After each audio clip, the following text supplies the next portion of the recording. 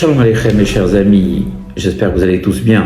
Alors il est de notoriété publique que la terre du Maroc a accueilli pendant des siècles les plus grands hachamim et l'expulsion des Juifs d'Espagne. Beaucoup de hachamim sont venus s'installer au Maroc, dans tous les, on va dire, les zones géographiques du Maroc, le nord, le sud, le centre.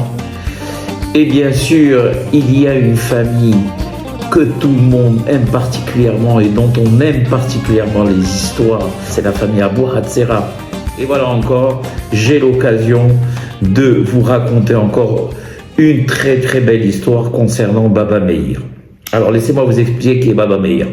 Baba Meir est le fils de Baba Saleh. Baba Saleh a eu deux fils, Baba Baruch et Baba Meir. Baba Meir vivait à Ashdod et Baba Saleh vivait à Netivot. Baba Saleh avait énormément de respect pour son fils et d'admiration pour son fils et pour ses capacités et ses pouvoirs. Si bien que quand les personnes venaient voir le Baba Saleh pour lui demander des yeshuot, de l'aide, etc., eh bien, il les envoyait, il leur disait « Allez voir mon fils Baba Meir, c'est lui qui pourra vous aider. Allez voir mon fils Baba Meir, c'est lui qui pourra vous aider. » Un jour, Baba Meir, qui était, donc, comme je l'ai dit, à Ashdod, a dit « Je vais faire le kivoud, Av, et donc Evahem, et je vais aller voir mes parents que j'ai pas vus, ça fait pas mal de temps, parce qu'il était pris par ses fonctions. Je vais aller voir à Netivot. » Et donc il y avait un chauffeur bien sûr qui était avec Baba Meir et ils partent. Et en chemin, Baba Meir, vous savez, lui décollait pas ses yeux des livres. Et en chemin, il s'est arrêté de lire et il regarde son chauffeur et il lui dit « Nous allons être doublés par un camion. S'il te plaît, quand il nous aura doublés, arrête-le et demande-lui, dis-lui que tu veux une boisson pour un vieil homme qui a très soif. » Le chauffeur, vous savez, quand Baba Meir, qui n'était pas un rabbin de quartier, Baba Meir, on raconte une fois, pour vous donner un peu la grandeur de la famille Abou Hatzera, qu'une fois, je crois que c'était le Baba Saleh qui était à l'étranger et voulait faire Birkat Alevana, donc la prière de la lune, et vous savez que la prière de la lune, pour pouvoir la faire, il faut que le ciel soit dégagé et qu'on voit bien la lune, qu'elle soit au-dessus de nos têtes. Et bien sûr, malheureusement, ce jour-là, c'était un jour nuageux. Et donc, sans problème pour le Baba Saleh, il a agité ses mains plusieurs fois et les nuages se sont dispersés, ils ont pu faire Birkat Alevana. Pour vous donner une petite idée un peu de la grandeur de cette famille-là et les miracles et les yeshuot qu'ils amenaient au peuple d'Israël par leur tzidkout, par leur prichout, par leur sainteté, par leur jeûne et surtout, le plus important, par l'amour qu'ils avaient chacun d'entre eux pour chacun du Am Israël. Peu importe sa position sociale, peu importe son niveau matériel, le Baba Saleh, Baba Meir, Rabbi Yaakov, Abir Yaakov, Baba Baruch, tous aiment chacun d'entre nous de manière égale. Et ils prient de façon constante pour le Ham Israël. Et même s'ils ne sont pas là aujourd'hui avec nous, eh bien leur prière continue à affluer chez Akadosh Baruch Hu, et c'est grâce à eux que Baruch Hashem, encore le peuple d'Israël, est protégé.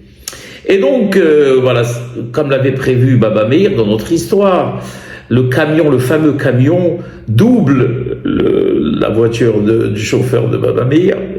Et c'était un camion de boissons, vous savez, comme les camions qu'on croise sur les routes de Coca-Cola. Il vendait bien, il transportait des canettes de limonade à Netivot. Et conformément aux instructions de son maître, le chauffeur klaxonne, il fait des signes par la fenêtre au chauffeur de camion. Le chauffeur de camion intrigué s'arrête 100 mètres plus bas. Le chauffeur descend, va vers lui et il lui dit s'il te plaît, donne une bouteille de limonade pour le vieil homme qui est avec moi et qui a soif. Alors le chauffeur se met dans tous ses états, il s'énerve et dit c'est pour ça que tu m'arrêtes, je croyais quelque chose de grave et tu crois que la compagnie m'appartient. Il remonte dans son camion, il claque la porte et il redémarre. Et le chauffeur est resté là, pantois, retourne chez Baba Meir, il lui dit, alors Baba Meir lui dit, alors où est ma limonade? Alors il lui dit, non, il n'a pas voulu, qu'est-ce que je peux faire? Il s'est énervé et il est parti. Alors le Baba Meir lui dit, la mode kolzot, malgré tout, continue, rattrape-le encore une fois, klaxonne et dis-lui de s'arrêter, redemande-lui qu'il nous donne une bouteille de limonade. Qu'allait pouvoir dire le chauffeur? Donc il suit très vite le camion et il continue à klaxonner, à faire des signaux avec les phares. Et le chauffeur énervé s'arrête encore une fois au bord de la route. Il descend du camion. Et le chamash de Baba Meir va vers lui et dit, s'il te plaît, je t'ai dit que j'avais un vieil homme avec moi qui a soif. Donne-nous une bouteille de limonade. Alors le chauffeur, il explose de colère. Il lui dit, non seulement je te donnerai pas une bouteille de limonade, mais sache que si tu m'arrêtes encore une fois, je te brise les os. Tu as bien compris. Et il remonte dans le camion, ils sont là.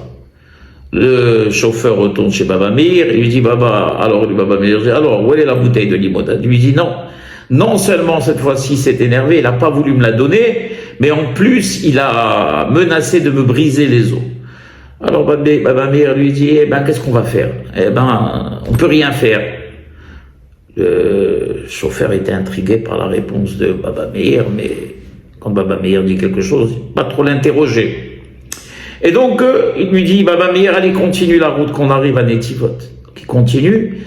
À l'entrée de Netivot, il voit le camion qui transportait ses limonades renversé sur le côté. Et malheureusement, Magen David Adon, donc les ambulanciers, qui prennent le corps du chauffeur, qui le mettent dans un sac, prouvant donc que la personne, que le chauffeur, le pauvre, était mort. Le chauffeur s'arrête sur le côté. Il va poser la question aux ambulanciers qui lui disent, non, malheureusement, le camion s'est renversé et le chauffeur est mort sur le coup. Complètement ébranlé, le chamash retourne chez Baba Meir, il dit, Baba, regarde, tu te rappelles du camion? Il lui dit, oui, je sais. Alors il lui dit, Baba Meir, tu n'as pas compris pourquoi je t'ai demandé 2 fois de l'arrêter et de me donner une bouteille de limonade? Parce que sur le chemin, j'avais vu qu'il y avait le Malach HaMavet, donc l'ange de la mort qui était sur le camion et qui était venu le prendre. Et pour empêcher l'ange de la mort d'agir, il fallait que cette personne fasse du Hesed, rende service, soit bon. Alors j'ai essayé une première fois, il n'a pas voulu. J'ai essayé une seconde fois, il n'a pas voulu. Alors le chauffeur, il dit, le chamash, il dit au Baba Salé, il dit, mais on aurait pu lui dire qu'il avait l'ange de la mort qui était sur son camion et peut-être il nous aurait donné tout le camion. Alors Baba Meir, il lui dit, ça n'aurait servi à rien. Parce que pour que son Hesed et pour que sa bienfaisance soit agréée et acceptée, il fallait pas qu'il le sache. Autrement, c'est trop facile.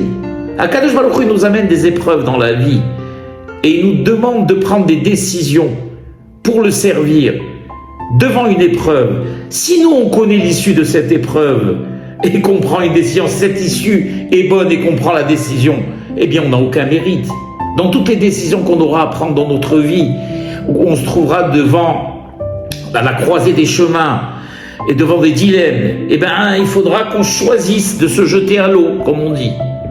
Qu'on choisisse Hakadosh Baruch Hu, même quand c'est très difficile, quand quand c'est notre meilleure journée, le Shabbat, et qu'on décide malgré tout de fermer notre magasin. Alors là, Hakadosh Baruch Hu nous le rendra en 1000. Vous comprenez? Et quand la chose est sue à l'avance et que l'épreuve est définie et que là on prend la décision et qu'on sait déjà tout ce qui va se passer, eh bien on n'a aucun mérite. Même Rabbi Nathan Breslev, eh bien il dit exactement la même chose. Yeratzon ve'emet, qu'on sache toujours quel chemin prendre, quelle décision prendre malgré les épreuves qu'Akadosh Baruch Hu nous amènera. Mais sachez une chose, mes chers amis, prendre une décision qui est conforme à ce que nous demande Akadosh Baruch Hu ne pourra nous apporter que du bonheur. Baruch Adonai Le'olam, Amen ve Amen.